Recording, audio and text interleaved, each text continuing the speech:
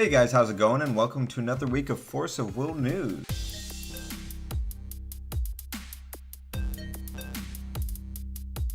So not a whole lot of news happened this past week outside of like competition related themes. The main piece of news outside of the tournaments is we did do a podcast with Jeff Finnegan, who is the new global liaison for Force of Will. If you want to check that out, it was the most recent video, or I'll probably link it below as well. Some notable tidbits from it was things like he talked about like how R3 obviously was already sent to be printing, so by the time he came on, as well as the Force of Will's new direction, as everyone has already said before, that it was too late to do anything about that.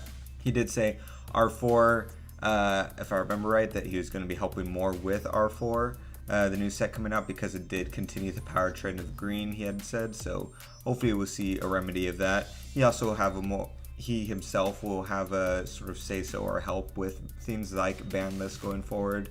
And yeah, if you want to find out more details about him and his position and what he plans to do for the game, I suggest listening to the podcast. It's really cool and interesting in his insight, both not only to his position, but how people should treat the game as a whole and ways to help improve it going forward. So yeah, so we'll go ahead and get right into the tournament breakdowns. I'll go into a little bit more detail of the ruler and card breakdowns since I have more time too, because there's no other news to go over. If you want to if you're more visual as far as the specific stats of the breakdowns and all that, we have two separate articles that I'll link below.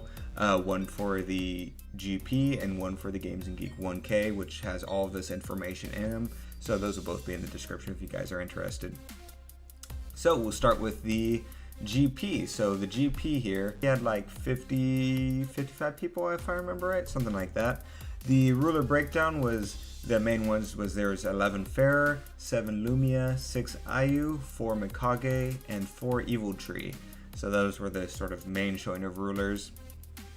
The card breakdowns was the top two cards, obviously, Otherworld and Severing Winds, as far as the number of cards there were.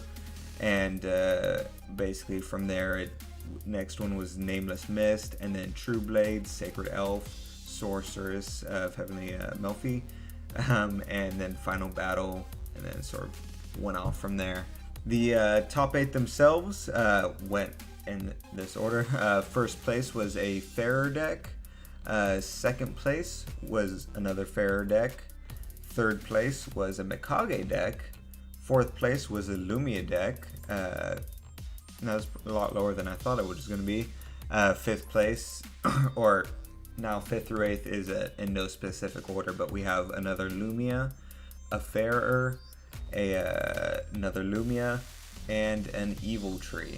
So we squeezed in that Evil Tree at the last second there. So pretty decent showing in the top 8. What was that? 4 different rulers or so. So a pretty good showing overall.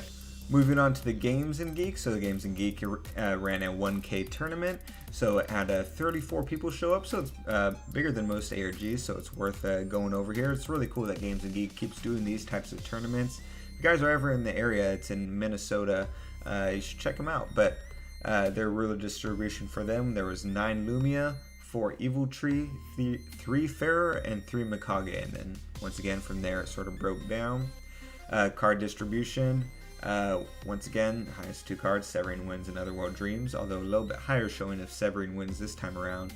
And then breakdown from there was Sacred Elf, then Sylvia Bladed Supreme King, True Blade the Spirits, Spirit Color Elf, and then Nameless Mist. So interesting there that the Nameless Mist went significantly lower in the list than the previous one. And this one, instead of being broken up by other non-green cards, is pretty much straight green until you get to that 8th one of Nameless Mist, and then it switches back to green. The top 8 themselves, first place was a Gil. So Gil the Gifted Conjurer. So that's actually cool to see, finally see him coming back around. Second place was a Lumia. Third place was a Farer. Fourth place was a Mikage. Fifth place, another Farer. Sixth place was a Guardian of Fire Magic Stone. So that's really interesting. That was I always felt was one of the weaker of the dragons, especially compared to green and even yellow and stuff like that. But it's pretty interesting list. And then next was another Farer, And lastly was a Lunia the Wolf Girl, which we haven't seen since the very first ARG back in, was it October or November? I forget. The very first ARG we had seen her and haven't seen her since, so that's kind of cool that she was able to make another showing again. Once again, pretty interesting cards in her deck. So this top 8 had a showing of 6 different rulers. So I'm really digging that. I like that showing there.